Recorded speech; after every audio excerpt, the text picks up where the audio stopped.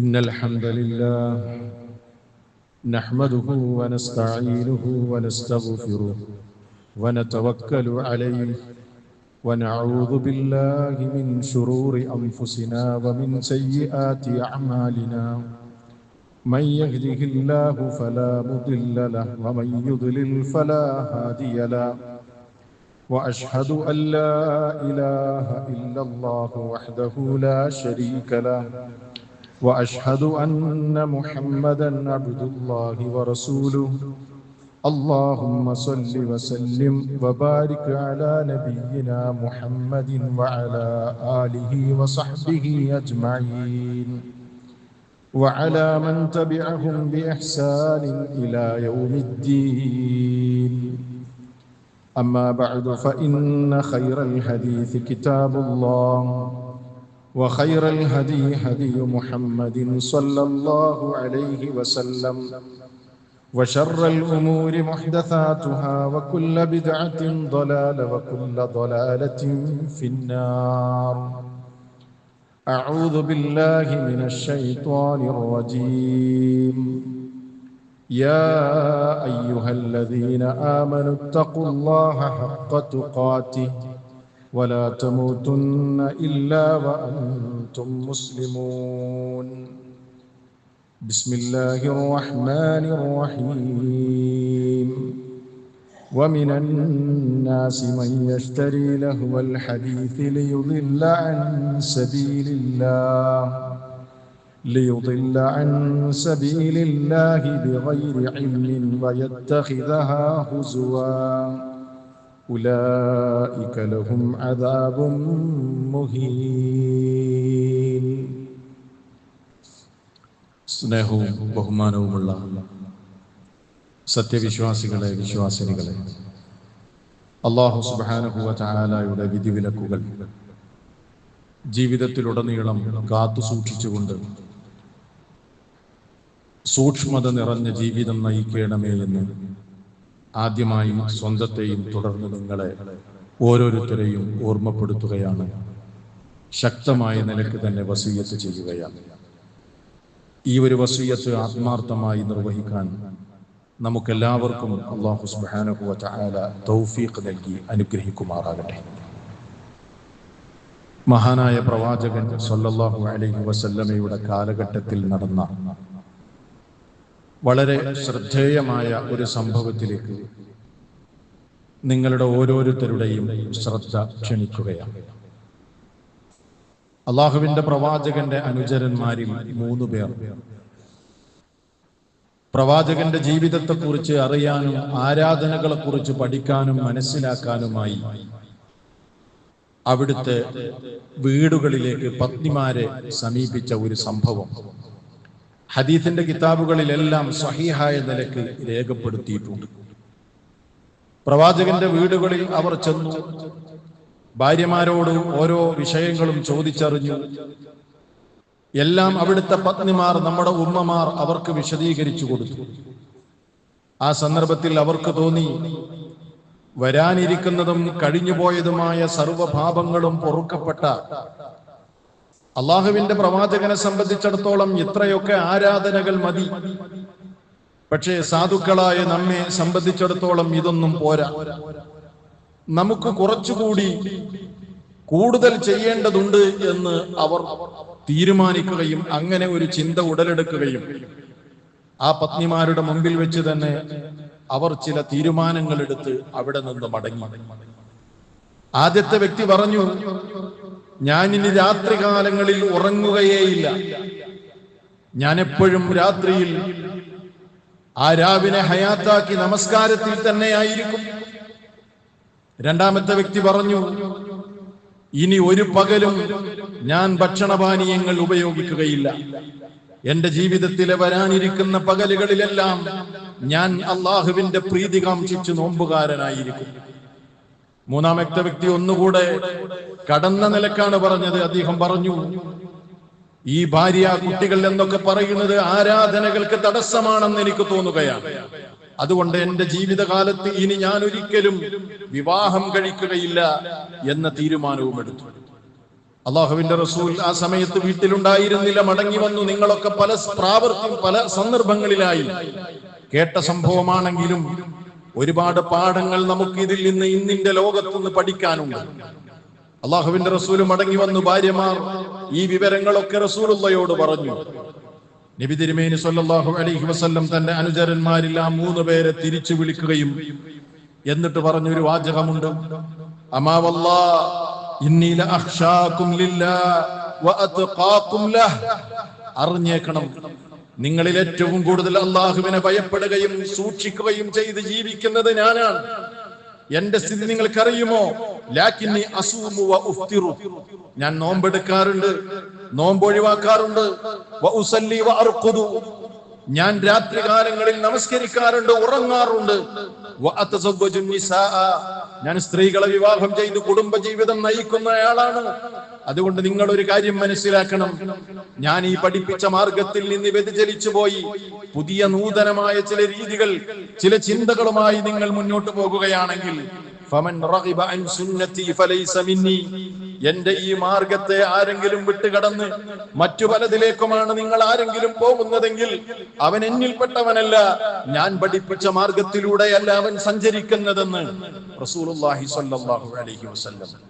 എന്തിനാണ് വിശ്വാസികളെ പലതവണ കേട്ടുമടുത്ത ഈ ഒരു സംഭവത്തെ ഈ ഖുത്ബയുടെ ആമുഖത്തിൽ ഞാൻ നിങ്ങളുടെ മുമ്പിൽ വെച്ചത്?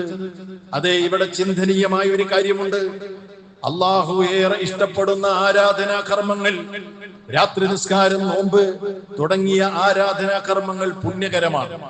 പക്ഷേ അള്ളാഹുവിന് ഇഷ്ടമുള്ള, അള്ളാഹ് നിശ്ചയിച്ച ആരാധനകളിൽ പോലും അതിര് കവിഞ്ഞുള്ള, മറികടന്നുള്ള, പരിധികൾ ലംഘിച്ചുള്ള സമീപനത്തെ ഇസ്ലാം എതിർത്തിരിക്കുന്നു എന്ന് ലോകം മനസ്സിലാക്കുന്നതിന് വേണ്ടിയാണ്. അള്ളാഹു പുണ്യമായി പഠിപ്പിച്ച ആരാധനകൾ പോലും പരിധി ലംഘിക്കാൻ പാടില്ല. എന്നാൽ ഇന്ന് നിങ്ങൾ നോക്കൂ, ഇന്ന് ലോകത്തിന്റെ മുഴുവൻ ശ്രദ്ധയും, ലോകത്തുള്ള ഭൂരിഭാഗം വരുന്ന കോടിക്കണക്കിന് മനുഷ്യരുടെ ശ്രദ്ധയും ഒരു കളിയിൽ ഉടക്കി നിൽക്കുകയാണ്, അല്ലേ? ലോക ഫുട്ബോൾ മാമാങ്കം. നമ്മൾ മനസ്സിലാക്കണം, ഇന്നിന്റെ ലോകത്ത് ഫുട്ബോൾ എന്ന് പറയുന്നത് ഇസ്ലാമിൽ നിർബന്ധമുള്ള ഒരു കാര്യമല്ല, പുണ്യകരമായ ഒരു കാര്യമല്ല, കേവലം അനുവദിക്കപ്പെട്ട ഒരു കാര്യമാണ്. ഇസ്ലാമിനെ സംബന്ധിച്ചിടത്തോളം ഇസ്ലാം പ്രകൃതി മതമാണ്. മനുഷ്യന്റെ ഉല്ലാസങ്ങളെയും വിനോദങ്ങളെയും തടയിട്ട് ഒരു വരണ്ട ഭൂമിയിലേക്കല്ല മനുഷ്യരെ ഇസ്ലാം ക്ഷണിക്കുന്നത്. മറിച്ച് മനുഷ്യരെ സൃഷ്ടിച്ച സൃഷ്ടാവായ നാഥനറിയാം, മനുഷ്യർക്ക് ഉല്ലാസം ആവശ്യമാണ്, അവർക്ക് കായിക വിനോദങ്ങൾ ആവശ്യമാണ്, അവർക്കിവിടെ ജീവിക്കണമെങ്കിൽ മാനസികമായ സംതൃപ്തിക്കും അവരുടെ മനസ്സിനെ പരിപോഷിപ്പിക്കുന്നതിനും ആവശ്യമായ കാര്യങ്ങൾ ആവശ്യമാണ്. അതുകൊണ്ട് തന്നെ ഇസ്ലാമിനെ സംബന്ധിച്ചിടത്തോളം ഒരു ഫുട്ബോൾ മത്സരം കാണുന്നതോ അതല്ലെങ്കിൽ അല്പനേരം ഫുട്ബോൾ കളിക്കുന്നതോ, അനുവദിക്കപ്പെട്ട ഏതെങ്കിലും ഒരു വിനോദങ്ങളിൽ അല്പനേരം അയാൾ മുഴുകുന്നതോ ഇസ്ലാമികമായി കുറ്റമാണെന്ന് പറയാൻ പറ്റില്ല. അത് ഹറാമായ ഒരു കാര്യമല്ല, അനുവദനീയമായ കാര്യമാണ്. എന്നാൽ ഇന്ന് നമ്മൾ ലോകത്ത് കാണുന്നത് എന്താണ്? അനുവദനീയമായ ഒരു കാര്യം, പക്ഷേ അത് പലപ്പോഴും കേവലം ഒരു വിനോദത്തിനപ്പുറത്തേക്ക്, ഒരു വിനോദത്തിൽ നിന്ന് മാറി അത് പലപ്പോഴും ഒരു ലഹരിയായി മാറി കഴിഞ്ഞിരിക്കുകയാണ്. കളിക്കളത്തിൽ നടക്കുന്ന കളി പലപ്പോഴും പലരുടെയും ജീവിതത്തിലേക്ക് കടന്നു വരുന്നു. സാമൂഹ്യ ജീവിതത്തിൽ അതിന്റെ അലയൊലികൾ ഉണ്ടാകുന്നു. പല നിലക്കുള്ള പ്രത്യാഘാതങ്ങൾ അതിന്റെ പേരിൽ ഇന്ന് സമൂഹത്തിൽ നിലനിൽക്കുകയാണ്. അതുകൊണ്ട് തന്നെ ഈ ഖുത്ബ എന്ന് പറയുന്നത് നിങ്ങളാരും ഫുട്ബോൾ മത്സരം കാണണ്ട എന്ന് പറയാനോ അതല്ലെങ്കിൽ ലോകകപ്പ് വരുമ്പോൾ എല്ലാ മിമ്പറുകളിലും അതിനെതിരിലുള്ള ശബ്ദമാണ് എന്ന നിലക്കോ നിങ്ങൾ എന്റെ ശബ്ദത്തെ കാണേണ്ടതില്ല. മറിച്ച് നമ്മൾ വിശ്വാസികളാണ്, നമുക്ക് ചില മാനദണ്ഡങ്ങളുണ്ട്, നമുക്ക് ചില രീതിശാസ്ത്രമുണ്ട്. നമ്മുടെ പ്രവാചകൻ അന്തിമദൂതനായ നമ്മുടെ ജീവന്റെ ജീവനേക്കാൾ നാം സ്നേഹിക്കുന്ന പ്രവാചകനാണ് സ്വല്ലല്ലാഹു അലൈഹി വസല്ലം. അതുകൊണ്ട് നമ്മൾ സഞ്ചരിക്കേണ്ടത് ചില മാർഗരേഖകളിലൂടെയാണ്. അതുകൊണ്ട് തന്നെ പലപ്പോഴും ഫുട്ബോൾ മത്സരവും ലോകകപ്പുമൊക്കെ, ഫുട്ബോൾ മാമാങ്കവുമൊക്കെ അതിര് കവിഞ്ഞു പോകുമ്പോൾ അത് വലിയ അപകടങ്ങളിൽ എത്തിച്ചേരും എന്നുള്ളത് കൊണ്ട് വിശ്വാസികൾ ജാഗ്രത പുലർത്തേണ്ട ചില കാര്യങ്ങൾ അക്കമിട്ട് എന്നെയും നിങ്ങളെയും ഒരേപോലെ ഓർമ്മപ്പെടുത്താനാണ് ഞാൻ ആഗ്രഹിക്കുന്നത്.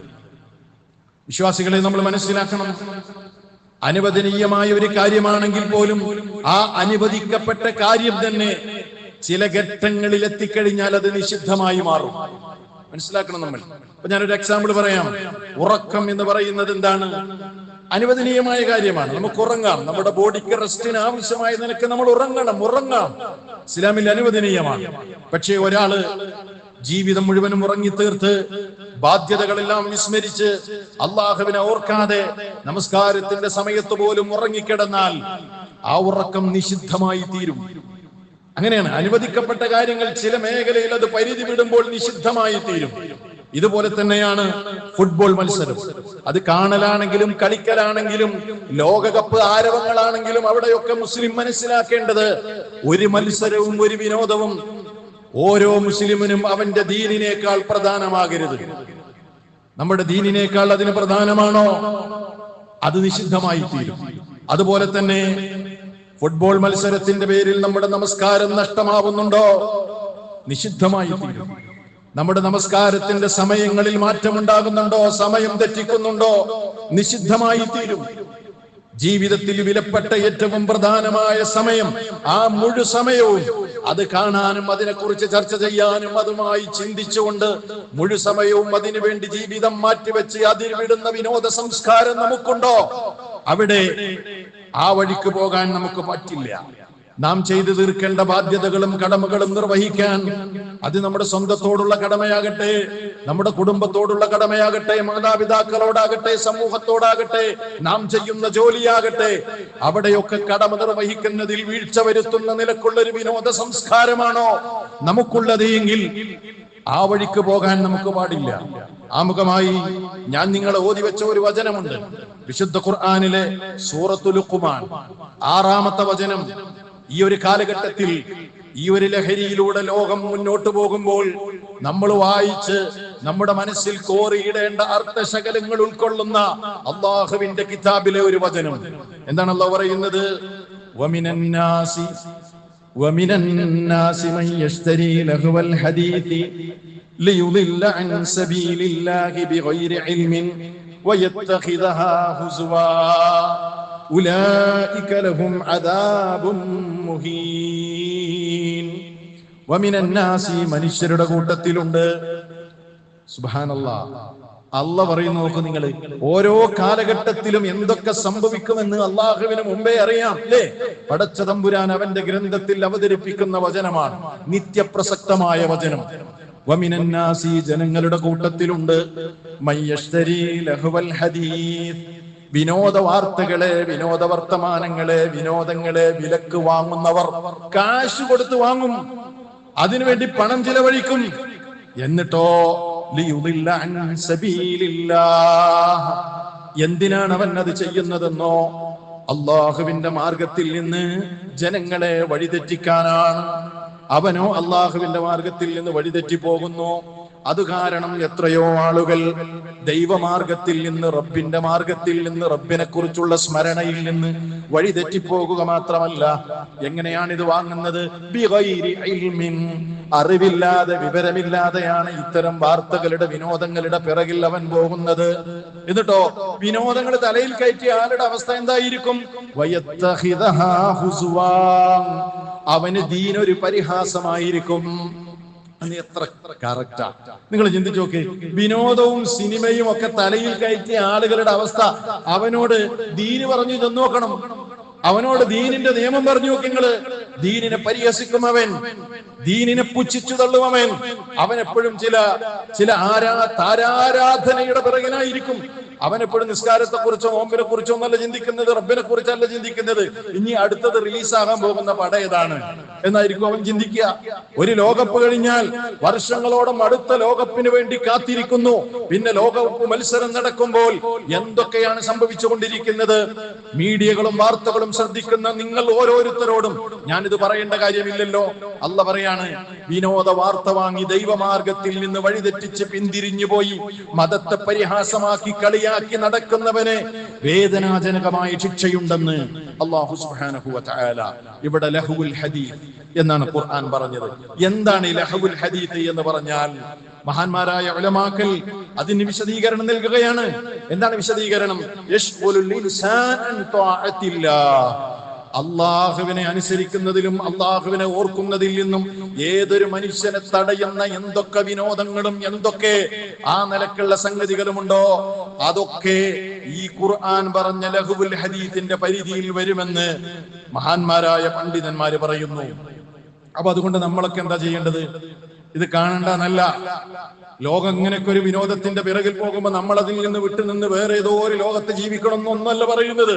മറിച്ച് ഞാൻ നിങ്ങളൊക്കെ പരിശോധിക്കുക, ഈ ഒരു സംഭവം നടക്കുമ്പോ എന്റെ ദീനിന് കോട്ടം വരുന്നുണ്ടോ? അല്ല ഈ ഖുർആനിൽ പറഞ്ഞ, ഈ ആയത്തിൽ പറഞ്ഞ ഈ വിഷയം ഈ ഒരു മേഖലയിൽ വരുന്നുണ്ടോ? എന്തൊക്കെ പരിശോധിക്കേണ്ടത്? ദീനിൽ നിന്ന് വഴിതെറ്റുന്നുണ്ടോ? രാത്രികാലങ്ങളിൽ ദീർഘമായി കളി കാണുമ്പോ എന്റെ നിസ്കാരം അതുമൂലം നഷ്ടപ്പെടുന്നുണ്ടോ? അല്ലേ? ചിന്തിക്കേണ്ട കാര്യമാണ്. രാവിലെ എഴുന്നേറ്റ് എനിക്ക് ഫജ്ർ നിസ്കരിക്കാൻ പറ്റുന്നുണ്ടോ? ഇനി നിസ്കരിക്കുന്നു എങ്കിൽ തന്നെ ഞാൻ ഉറങ്ങി അതിന്റെ സമയം തെറ്റിച്ച് തോന്നിയ സമയത്താണോ ഞാൻ ഇത് ചെയ്യുന്നത്? ഇനി അതല്ല, നിസ്കരിക്കുകയാണെങ്കിൽ തന്നെ ഈ ചിന്തയാണോ എന്റെ മനസ്സിലുള്ളത്? അങ്ങനെയാണ് ഇപ്പൊ സിനിമ, അതേപോലെ വിനോദങ്ങൾക്കൊക്കെ അതിലൊക്കെ ഇങ്ങോട്ട് ലഹരി കയറിയ ആളുകളെ സംബന്ധിച്ചിടത്തോളം നിസ്കരിക്കുമ്പോഴും ഈ ചിന്ത തന്നെയായിരിക്കും. നിസ്കരിക്കുമ്പോഴും ഇവരുടെ താരങ്ങളെ കുറിച്ചുള്ള ചിന്തയായിരിക്കും മനസ്സിലുണ്ടാവുക. അങ്ങനെ നിസ്കരിച്ചിട്ട് എന്താ കാര്യം? അതാ അല്ല പറഞ്ഞത്, അള്ളാന്റെ മാർഗത്തിൽ നിന്ന് വഴിതെറ്റിക്കുക എന്നത്. ഖുർആൻ പാരായണം ചെയ്യുന്നവർ, ദിക്റുകൾ ഉരുവിടുന്നവർ, രാത്രി നിസ്കരിക്കുന്നവർ, അള്ളാഹുവിനെ ഓർത്തുകൊണ്ട് ജീവിക്കുന്ന മനുഷ്യർ ഇത്തരം വിനോദങ്ങളുടെ പിറകിൽ പോകുമ്പോ ഖുർആൻ പാരായണമില്ല. രാവിലെയും വൈകുന്നേരവും ജീവിതത്തിന്റെ വിവിധ സന്ദർഭങ്ങളിൽ ചൊല്ലേണ്ട അദ്കാറുകളില്ല. അതേപോലെ തന്നെ ജീവിതത്തിൽ അതുവരെ കാത്തു സൂക്ഷിച്ചിരുന്ന ഇസ്ലാമികമായ ബോധമില്ല. മറ്റൊരു അവസ്ഥയിലേക്ക് മാറുന്നുവെങ്കിൽ ഒന്നാമതായി നമ്മൾ ചിന്തിക്കുക, ഈ ആയത്തിന്റെ പരിധിയിൽ അത് വരും. അങ്ങനെ വരുന്നുണ്ടെങ്കിൽ അത്തരം മേഖലയുമായി ബന്ധപ്പെടാൻ നമുക്ക് പാടില്ല. അതേപോലെ തന്നെ അമിതമായി രണ്ടാമതായി സൂക്ഷിക്കേണ്ട കാര്യം, എന്ത് സംഗതിയും അമിതമായ ആസക്തി, എന്നിട്ട് അതിനുവേണ്ടി സമയം ചിലവഴിക്കുക, രണ്ടാമതായി സൂക്ഷിക്കേണ്ട കാര്യമാണ്. അമിതാസക്തി അതുണ്ടാകുന്നുവെങ്കിൽ അവിടെ പൈശാചികമായ ഇടപെടലുകൾ ഉണ്ടായിട്ടുണ്ട്. ഒരു കുറഞ്ഞ സമയം കാണുന്നതിന് പകരം 24 മണിക്കൂറും ഇതിന്റെ പിന്നാലെ തന്നെ. കളി കാണുന്ന സമയത്താണെങ്കിൽ കളി, അത് കഴിഞ്ഞാലോ പിന്നെ ആ കളിയെ കുറിച്ചുള്ള ചർച്ചകൾ മാത്രം, ആ കളിയെക്കുറിച്ചുള്ള തർക്കങ്ങൾ മാത്രം, അതിനുവേണ്ടി അങ്ങോട്ടും ഇങ്ങോട്ടും തർക്കിക്കുക, വാട്സാപ്പ് ഗ്രൂപ്പുകളിൽ കയറി ചർച്ചകൾ നടത്തുക, എന്നിട്ട് ഫുൾ ടൈം തന്നെയാ ചിന്ത, ഇത് തന്നെയാണ് ചിന്ത. അതാണ് മഹാനായ റസൂൽ സല്ലല്ലാഹു അലൈഹി വസല്ലം പറഞ്ഞത്, ലോകത്ത് ഭൂരിപക്ഷം വരുന്ന മനുഷ്യരും നഷ്ടകാരികളാണ്, അശ്രദ്ധയിലാണ്, വഞ്ചിതരാണ്. രണ്ട് കാര്യങ്ങളെ കുറിച്ച്, ഒന്ന് അസിഹ, ആരോഗ്യത്തെ കുറിച്ച്, രണ്ടാമത്തേത് ഒഴിവ് സമയം, ജീവിതത്തിൽ ലഭിക്കുന്ന സമയം എങ്ങനെ ചിലവഴിക്കണം എന്നതിനെ കുറിച്ച് ബോധവാന്മാരാ അല്ലാത്ത ധാരാളം ആളുകൾ ഇന്ന് ലോകത്ത് നമുക്ക് കാണാൻ കഴിയും. ആ കാറ്റഗറിയിൽ നമ്മൾ ഈമാനുള്ളവരാണെങ്കിൽ നമ്മൾ പെടാൻ പാടില്ല. പിന്നെ നമ്മൾ ആ വിഷയത്തിൽ ജാഗ്രത പുലർത്തേണ്ടത് എന്താണ്? ചില ആളുകൾക്കുണ്ട് താരാരാധന. താരാരാധന. ഞാൻ തുറന്നു പറയുകയാണെങ്കിൽ, ഇപ്പൊ ഇന്ന് വേൾഡ് കപ്പ് മത്സരത്തിൽ പങ്കെടുക്കുന്ന പല രാജ്യങ്ങളും ഇസ്ലാമികമായി തന്നെ ചിന്തിക്കുകയാണെങ്കിൽ, ഫിലസ്തീൻ എന്ന സ്വതന്ത്ര രാജ്യത്തിന് വേണ്ടി ലോകത്ത് കൃത്യമായ നിലയ്ക്ക് ഇടപെടലുകൾ നടക്കുമ്പോൾ അതിൽ പോലും ഒപ്പുവെക്കാതെ മാറി നിന്ന രാജ്യങ്ങളുണ്ട്. അത്തരം രാജ്യങ്ങൾക്ക് വേണ്ടി, അവരുടെ പതാകകൾക്ക് വേണ്ടി അമിതമായി ജൈവിളിക്കുന്ന ആളുകളെ നമുക്ക് ഇന്ന് ലോകത്ത് കാണാൻ കഴിയും. മുസ്ലിമിനെ സംബന്ധിച്ചിടത്തോളം ഒരുപാട് കാര്യങ്ങൾ ചിന്തിക്കാനുണ്ട്. ഇത്തരം സന്ദർഭങ്ങളിൽ കേവലം ഒരു വിനോദത്തെ വിനോദമായി കാണാതെ പലപ്പോഴും ആ വിനോദങ്ങളിൽ പങ്കെടുക്കുന്ന താരങ്ങളുടെ ജീവിത ശൈലിയവരെ ജീവിതത്തിലേക്ക് കൊണ്ടുവരുന്ന ആളുകളെ നമുക്ക് കാണാൻ കഴിയും.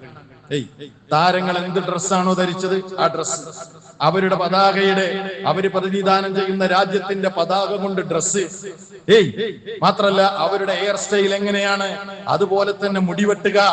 ഉദാഹരണമായിട്ട് ലോകത്ത് കാണുന്ന ഒരു സംഗതിയാണ് ചുറ്റുഭാഗവും വടിക്കുക, എന്നിട്ട് തലയുടെ മുകളിൽ കുടുംബം ഇങ്ങനെ നിർത്തുക, ബാക്കിയുള്ള ഭാഗങ്ങളൊക്കെ. ഫുട്ബോൾ മത്സരത്തിന്റെ കാലമായാൽ മുസ്ലിം കുടുംബങ്ങളിൽപ്പെട്ട കുട്ടികൾ വരെ, ചെറിയ കുട്ടികളും യുവാക്കളും ഒക്കെ ഈ നിലക്കുള്ള മുടിവെട്ടുന്ന സമ്പ്രദായമാണ് ഇന്ന് ലോകത്ത് നമുക്ക് കാണാൻ കഴിയുന്നത്. ആരുടെ സമ്പ്രദായമാണിത്? ഇതൊക്കെ നമ്മൾ എതിർക്കപ്പെടേണ്ടതില്ലേ? മഹാനായ റസൂൽ സല്ലല്ലാഹു അലൈഹി വസല്ലം പറയാണ്, നോക്കൂ നിങ്ങൾ, ഇബ്നു ഉമർ റളിയല്ലാഹു അൻഹു റിപ്പോർട്ട് ചെയ്യുന്ന ഹദീസിൽ കാണാം, അന്ന നബിയ സല്ലല്ലാഹു അലൈഹി വസല്ലം റഅ സുബിയ, അല്ലാഹുവിന്റെ റസൂൽ ഇങ്ങനെ ഒരു കുട്ടി നടന്നു പോകുന്നത് കാണുകയാണ്. എങ്ങനെയുള്ള കുട്ടിയാണെന്നറിയോ? ഹുലിഖ ബഅദു റഅസിഹി വതുരിക ബഅദുഹു, ആ കുട്ടിയുടെ തലയുടെ ചില ഭാഗം മൊട്ടയടിച്ചിട്ടുണ്ട്, വരണ്ടി കളഞ്ഞിട്ടുണ്ട്, എന്നാൽ ചില ഭാഗത്ത് മാത്രം മുടിയുണ്ട്. അല്ലാഹുവിന്റെ റസൂൽ എന്താ ചെയ്തതെന്നറിയോ? ഫനഹാഹും അൻ ദാലിക്, അല്ലാഹുവിന്റെ റസൂൽ അത് വിരോധിച്ചു. അത് പാടില്ല, അത് പാടില്ല. തലയിൽ ചില ഭാഗത്ത് മാത്രം കത്തിവെക്കുകയും മറ്റു ചില ഭാഗങ്ങൾ ഉപേക്ഷിക്കുകയും ചെയ്യുക. അവിടുന്ന് പറഞ്ഞു, നിങ്ങൾ തലമുടി വെട്ടുകയാണെങ്കിൽ മുഴുവൻ മുടിയും ഒരുപോലെ വെട്ടുക, അതല്ല നിങ്ങൾ കളയുകയാണെങ്കിൽ മുഴുവൻ ഭാഗവും ഒരുപോലെ കളയുക എന്ന് റസൂൽ സല്ലല്ലാഹു അലൈഹി വസല്ലം പറഞ്ഞു.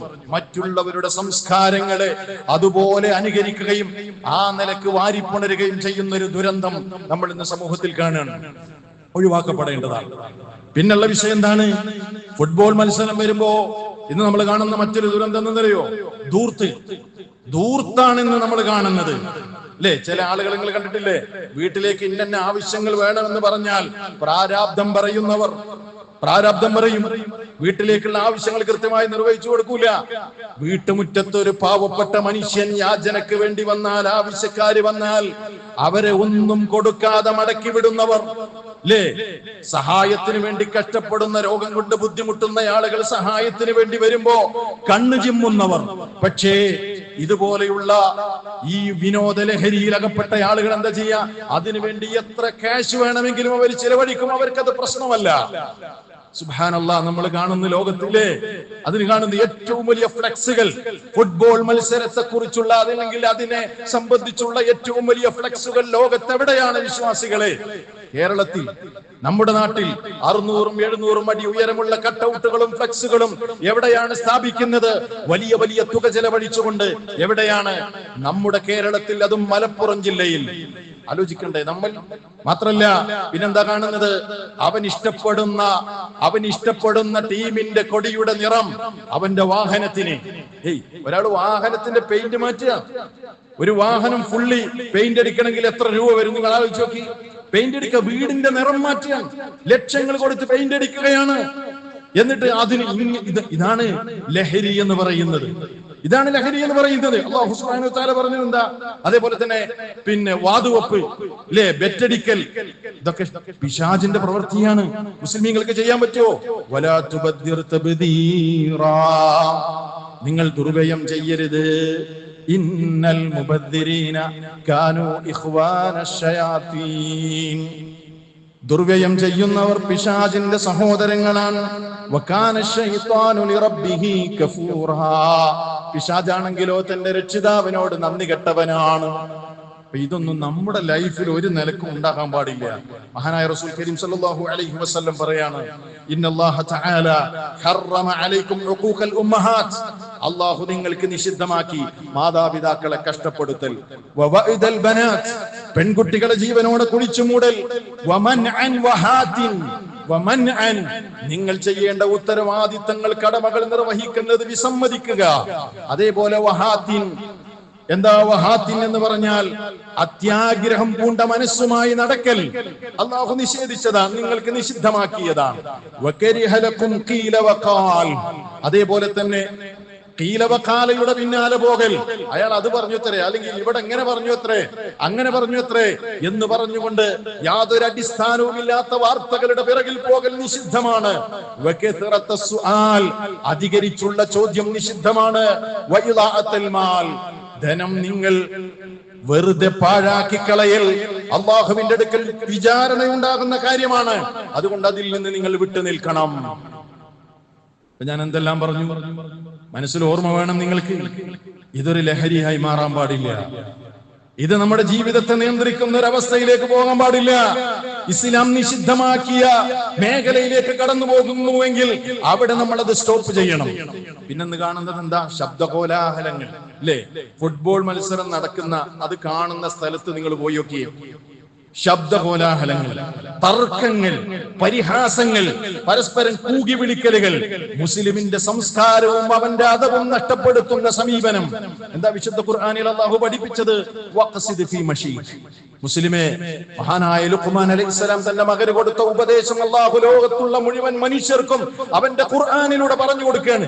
ഇത് നമ്മൾ അനുധാവനം ചെയ്യേണ്ട നമ്മുടെ മര്യാദയാണ്.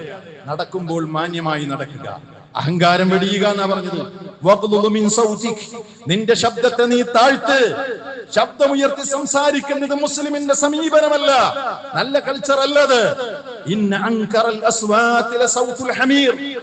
ഏറ്റവും ഉയർന്ന അരോചകമായ ശബ്ദം കഴുതയുടെ ശബ്ദമാണ്.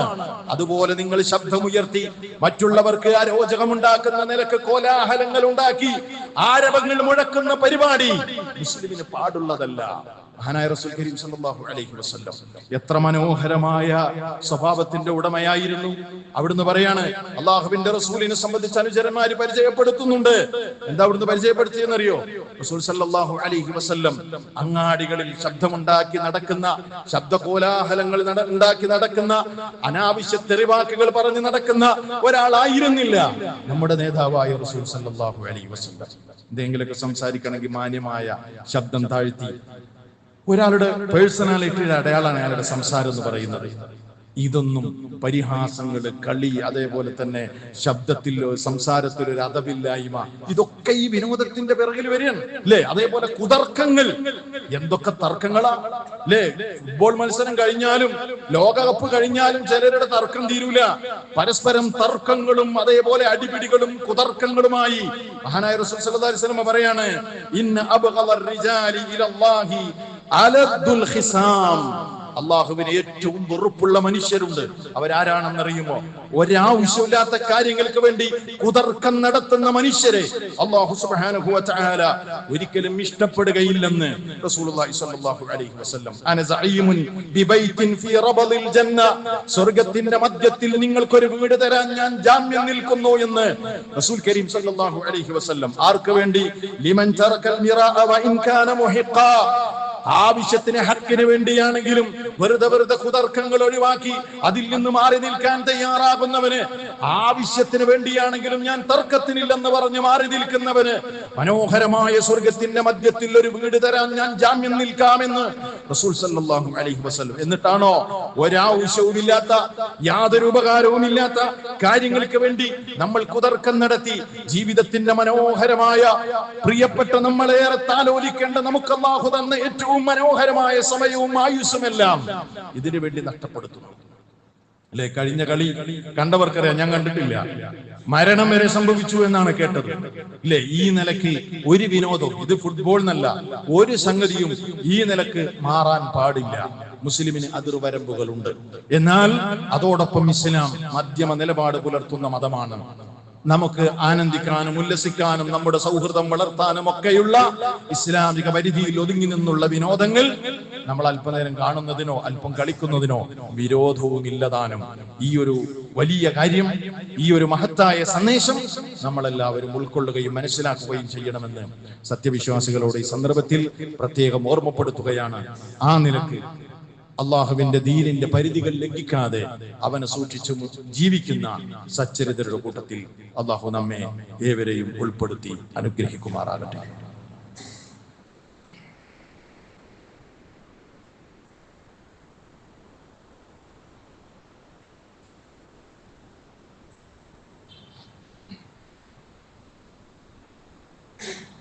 അൽഹംദുലില്ലാഹി റബ്ബിൽ ആലമീൻ وصلى الله على نبينا محمد وعلى آله وصحبه أجمعين أما بعد. സ്നേഹാദരണീയരായ സത്യവിശ്വാസികളെ, വിശ്വാസികളെ, അള്ളാഹുവിനെ സൂക്ഷിച്ച് ജീവിക്കണമേ എന്നൊരിക്കൽ കൂടി എന്നെയും നിങ്ങളെയും ഓർമ്മപ്പെടുത്തുകയാണ്, ഉപദേശിക്കുകയാണ്. നമുക്കറിയാം വിശ്വാസികളെ, ഇസ്ലാമിൽ മദ്യവും ലഹരിയുമൊക്കെ നിഷിദ്ധമാണ്. മദ്യവും ലഹരിയുമൊക്കെ നിഷിദ്ധമാക്കാൻ ഇസ്ലാം പറഞ്ഞ ചില കാരണങ്ങളുണ്ട്. നിങ്ങളതൊന്ന് പരിശോധിച്ചു നോക്കണം. തഫ്സീറുകളെടുത്ത്, പരിഭാഷകളെടുത്ത് നിങ്ങൾ പരിശോധിച്ചു നോക്കണം. വിശുദ്ധ ഖുർആനിലെ 5-ാം അധ്യായം സൂറത്തുൽ മാഇദയിലെ 90-91 വചനങ്ങൾ, അവിടെ ലഹരി നിഷിദ്ധമാണെന്ന് പറയാൻ ചില കാരണങ്ങൾ ഖുർആൻ പറയുന്നുണ്ട്. ആ കാരണങ്ങൾ ഞാൻ നിങ്ങളെ ഒന്ന് ഓതി കേൾപ്പിക്കാം. ഇന്നമാ യുരീദു ശൈത്വാനു അൻ യുഖിഅ ബൈനകുമുൽ അദാവത വൽ ബഗ്ളാഅ ഫിൽ ഖംരി വൽ മൈസിർ വയസുദ്ദകും അൻ ദിക്രില്ലാഹി വഅനിസ് സ്വലാത്തി ഫഹൽ അൻതും മുൻതഹൂൻ. സുബ്ഹാനല്ലാഹ്. എന്താ അല്ലാഹ് പറയുന്നത്? ഇന്നമാ യുരീദു ശൈത്വാൻ, പിശാച് ഉദ്ദേശിക്കുന്നു, അൻ യുഖിഅ ബൈനകുമുൽ അദാവത വൽ ബഗ്ളാഅ ഫിൽ ഖംരി വൽ മൈസിർ, മദ്യത്തിലൂടെ, ചൂതാട്ടത്തിലൂടെ നിങ്ങൾക്കിടയിൽ ശൈത്വാൻ ശത്രുതയും വിദ്വേഷവും ഉണ്ടാക്കാനാണ് ആഗ്രഹിക്കുന്നത്. വയസുദ്ദകും അൻ ദിക്രില്ലാഹ്, ദൈവസ്മരണയിൽ നിന്ന് നിങ്ങളെ തടയാനാണ് ലഹരി കൊണ്ട് ശൈത്വാൻ ഉദ്ദേശിക്കുന്നത്. വഅനിസ് സ്വലാത്തി, നിസ്കാരത്തിൽ നിന്നും. ഫഹൽ അൻതും മുൻതഹൂൻ, നിങ്ങൾക്ക് വിരമിക്കാൻ നേരമായില്ലേ? ഈ ആയത്ത് മുമ്പിൽ വെച്ചുകൊണ്ട് ചിന്തിക്കും. ലഹരി നിഷിദ്ധമാക്കാൻ അള്ളാഹു പറഞ്ഞ കാരണങ്ങളൊക്കെ ഈ നിലക്കുള്ള വിനോദ ലഹരിയിൽ അകപ്പെട്ട ആളുകളുടെ ജീവിതത്തിൽ നമുക്ക് കാണാൻ കഴിയും. അപ്പോ വിനോദ ലഹരിയും സാക്ഷാൽ ലഹരിയും ഏതൊക്കെ കാരണം കൊണ്ട് നിഷിദ്ധമാകുന്നുവോ അത് ഒരേപോലെ, ഒരേ കാരണങ്ങളാൽ ഒന്നിച്ചു പോകുന്ന ചില ഘട്ടങ്ങൾ നമുക്ക് കാണാൻ കഴിയും. നിങ്ങൾ നോക്കൂ, എന്താ ആദ്യം അള്ളാഹ് പറഞ്ഞത്? കളിയുടെ ലഹരിയുടെ പേരിൽ നിങ്ങൾക്കിടയിൽ ശൈത്താൻ ശത്രുതയും വിദ്വേഷം ഉണ്ടാക്കുന്നില്ലേ? ഉണ്ടാക്കുന്നുണ്ട്, ഉണ്ട്. അങ്ങോട്ടും ഇങ്ങോട്ടുള്ള തർക്കമുണ്ട്, ശത്രുതയുണ്ട്, അതിന്റെ പേരിൽ വലിയ കിടമത്സരം നടക്കുന്നുണ്ട്, അല്ലേ? വയസുദ്ദകും അൻ ദിക്രില്ലാഹ്, ദൈവസ്മരണയിൽ നിന്ന്, റബ്ബിനെ കുറിച്ചുള്ള ഓർമ്മയിൽ നിന്ന് തടയുന്നില്ലേ? ഉണ്ട്. ഇല്ല എന്ന് പറഞ്ഞാൽ പറ്റില്ല, തടയുന്നുണ്ട്. വഅനിസ് സ്വലാത്തി, നിസ്കാരത്തിൽ നിന്ന് തടയുന്നില്ലേ? നേരം തെറ്റിക്കുന്നില്ലേ? ചിന്ത പോകുന്നില്ലേ? ഖുശൂഅ് പോകുന്നില്ലേ? തഖ്വ നഷ്ടപ്പെടുന്നില്ലേ? ഉണ്ട്. അതുകൊണ്ട് തന്നെ ആ നിലക്കുള്ള ഒരവസ്ഥയാണുള്ളതെങ്കിൽ ഫഹൽ അൻതും മുൻതഹൂൻ, ഇത്തരം സംഗതികളിൽ നിന്ന് വിരമിക്കാൻ നേരമായില്ലേ എന്ന് അല്ലാഹു സുബ്ഹാനഹു വ തആല നമ്മളോട് ചോദിക്കുന്നുണ്ട്. അതുകൊണ്ട് ഇതൊക്കെ ഓരോരുത്തരും ചിന്തിക്കേണ്ട കാര്യമാണ്. എന്റെ ദീനിനെ ബാധിക്കുന്ന നിലക്കാണോ ഈ വരുന്ന സംഗതികളൊക്കെ ഉള്ളത് എന്ന് നിങ്ങളും ഞാനും ഓരോരുത്തരും സ്വന്തം മനസ്സിനോട് ചോദിക്കുക. അങ്ങനെയുള്ള അപകടങ്ങൾ ഉണ്ടെങ്കിൽ മാറി നിൽക്കുക. ദീനാണ് വലുത്. ദുനിയാവ് ഇന്നും നാളെയുമായി അവസാനിക്കുമെന്ന കാര്യം നമ്മൾ ഓർക്കുക. ഈ ദുനിയാവ് എന്ന് പറയുന്നത് കേവലം കളിയും വിനോദങ്ങളും പെരുമനടിക്കലും ഒക്കെയാണ്. എന്നാൽ സാക്ഷാൽ ലോകമെന്ന് പറയുന്നത് മരണാനന്തര ജീവിതം കടന്നു വരാനിരിക്കുന്ന ശാശ്വതമായ ജീവിതമാണ്. ആ ജീവിതത്തെ തകർക്കുന്ന ഒന്നിലും ഒരു വിശ്വാസിയും ഇടപെടാതിരിക്കാനാണ് നമ്മൾ ശ്രമിക്കേണ്ടത്. ബുദ്ധിയുള്ളവരുടെ സമീപനവും അത് തന്നെയാണ്. ആ നിലക്ക് മുന്നേറാൻ അള്ളാഹു നമുക്ക് തൗഫീഖ് നൽകി അനുഗ്രഹിക്കുമാറാകട്ടെ. എല്ലാവിധ ഫിത്നകളിൽ നിന്നും അള്ളാഹു നമ്മെ കാത്തുരക്ഷിക്കുമാറാകട്ടെ. നമ്മളിൽ നിന്ന് മരണപ്പെട്ടു പോയവർക്ക്, ഈമാനോടുകൂടെ മരണപ്പെട്ടു പോയവർക്ക് അള്ളാഹു അവരുടെ പാപങ്ങൾ പുറത്തു കൊടുക്കുമാറാകട്ടെ. അവരെയും നമ്മെയും അവന്റെ ജന്നാത്തുൽ ഫിർദൗസിൽ അവൻ ഒരുമിച്ച് ചേർക്കുമാറാകട്ടെ. വിശ്വാസികളെ, പ്രത്യേകമായി നമ്മുടെ ഒരു സഹോദരൻ നമ്മളോട് പ്രാർത്ഥിക്കാൻ വസിയത്ത് ചെയ്തിട്ടുണ്ട്. കൊടുങ്ങല്ലൂരുള്ള അബ്ബാസ് എന്ന പേരുള്ള നമ്മുടെ ഒരു ആദർശ സുഹൃത്ത് വളരെ പ്രയാസകരമായ ക്യാൻസർ എന്ന രോഗത്തിലൂടെ അദ്ദേഹം കടന്നുപോയിക്കൊണ്ടിരിക്കുകയാണ്. അതുകൊണ്ട് അദ്ദേഹത്തിന് വേണ്ടി നമുക്ക് ബാധിച്ച ഒരു വിഷമത്തിന് നമ്മൾ എങ്ങനെ പ്രാർത്ഥിക്കുന്നുവോ അതുപോലെ ആത്മാർത്ഥമായി നമ്മുടെ സഹോദരന് വേണ്ടി നമ്മളെല്ലാവരും പ്രാർത്ഥിക്കുക. അള്ളാഹു അദ്ദേഹത്തിന്റെ രോഗത്തിന് എത്രയും വേഗം ശമനം നൽകി അനുഗ്രഹിക്കുമാറാകട്ടെ. മാരക രോഗങ്ങളിൽ നിന്ന് നമ്മെയും നമുക്ക് പ്രിയപ്പെട്ടവരെയും അള്ളാഹു കാത്തുരക്ഷിക്കുമാറാകട്ടെ. اللهم اغفر للمؤمنين والمؤمنات والمسلمين والمسلمات الأحياء منهم والأموات إنك سميع قريب مجيب الدعوات. اللهم أعز الإسلام والمسلمين وأذل الشرك والمشركين ودمر أعداء الدين وانصر عبادك الموحدين. ربنا اغفر لنا ولإخواننا الذين سبقونا بالإيمان ولا تجعل في قلوبنا غلا للذين آمنوا ربنا إنك رؤوف رحيم. اللهم منزل الكتاب سريع الحساب.